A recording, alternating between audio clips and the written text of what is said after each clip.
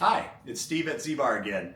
I am super excited about tonight. I have a couple of friends over. They're going to help me do a blind testing of Widow Jane products. So if you think about that, we've got products from $50 up to $250 in the Widow Jane lineup. They're going to help me test. I am almost guaranteed we're going to have some shocks in this one, some moments of, oh my gosh, can you believe that we put that one over that one? But I don't want to get ahead of myself. So as I was preparing for this video, I put myself into a spot of doing a bunch of research. And so I have to hold a piece of paper because I learned a ton about Widow Jane. I have drinking Widow Jane. I have 6 bottles of different Widow Jane on my bar, 6 of the 8. They only have 8 products they put out, and I have 6 of them. And I like it. It's one of my favorite distilleries. So there's a number of these bottles we're gonna taste tonight. We're gonna watch. You get a chance to watch us do the blinds on that are some of my favorite bottles. So, but I learned a ton. One of the most interesting things as I started my research is Heaven Hill Distillery, the big Heaven Hill Distillery, the largest distillery, privately or family owned in the United States, owns this product line. They own Widow Jane. So I thought that was amazing as I learned that. And Widow Jane is named after a mine in New York. Who would have thunk that? It's a mine, and I again have to refer to this, so I apologize for looking down, but it's a mine in Rosendale, New York. It's about 100 miles north of New York City. And the reason that they chose that mine is famous for limestone. And so it actually is a mine that was used for building the Brooklyn Bridge, the Empire State Building. So that's where the limestone for those projects came out of this mine. And so it's a famous mine, but it also is famous for water. And so all of the Widow Jane products are actually proofed down to their proof points, and all of them are between 91 and 99 proof, but they're all proofed down using that water. And so it's what gives it the distinct taste, is that water.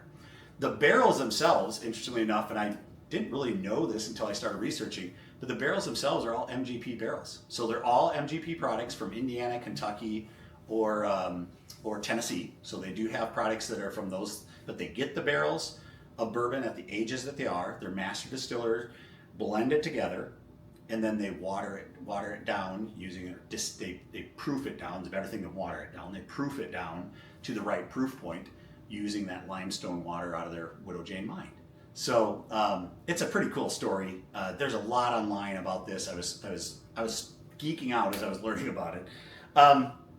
The actual bottling is done in Red Hook, Brooklyn, New York. So in New York City, basically a burb of New York City is where that's done. The pictures of the distillery look beautiful. In fact, we've got a trip planned for later this year out to New York City, and I'll guarantee I'm going to bring the camera along, and I'll bring you along on that journey. So if you want me to do something specific when I'm out there, put it in the comments. I need your comments. I need to know what you'd like me to do.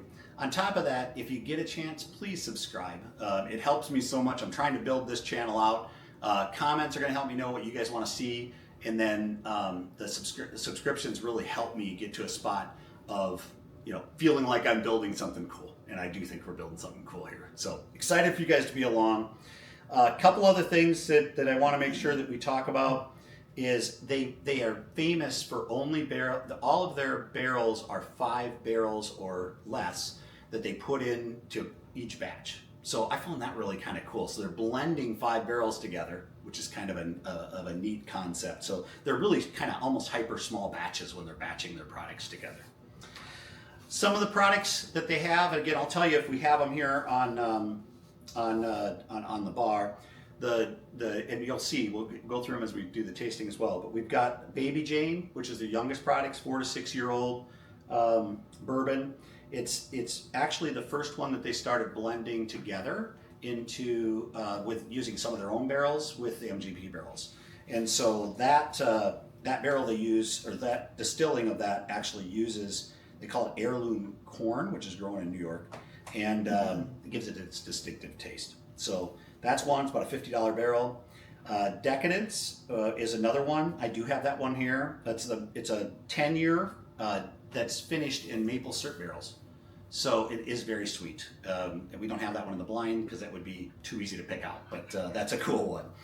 Paradigm Rye, I don't own that one. So it's a 4 to 6 year old. Again, it's one of the first that they started blending together with some of their own juice, and that's a rye product. I've heard it's good, but I don't have that on the bar. Applewood Rye is another one, 4 to 6 year old product. It's the same as Paradigm, so it's got some blending together, but it's finished, or it's actually it's stored with applewood staves, and so that's what gives it its specific taste. I have that one, but not in the blind. Again, it'd be easy to pick that out, I think. So we don't have that one in the blind. We do have this one, the 10-year. So that's a $75 bottle. It's a 10-year. It's really their first product they launched. 70% corn, 20% rye, 10% malt. We've got the 13-year. They call it Lucky 13. They don't disclose the mash bill on this one. It's only 13 years old, but it's believed to be the same as the 10-year.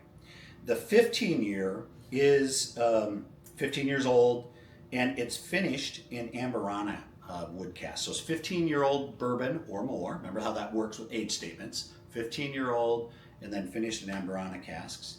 That's a $250 bottle. That's the big boy. We have that here to sample and to do in the blinds. And then the last one, I don't have that one either. That's the 20-year-old Black Opal. And that's finished in Mizuna Ra oak cask, which is a Brazilian wood. And that one is a $500 bottle. I have actually seen that one a couple different times. I've just never pulled the trigger on it.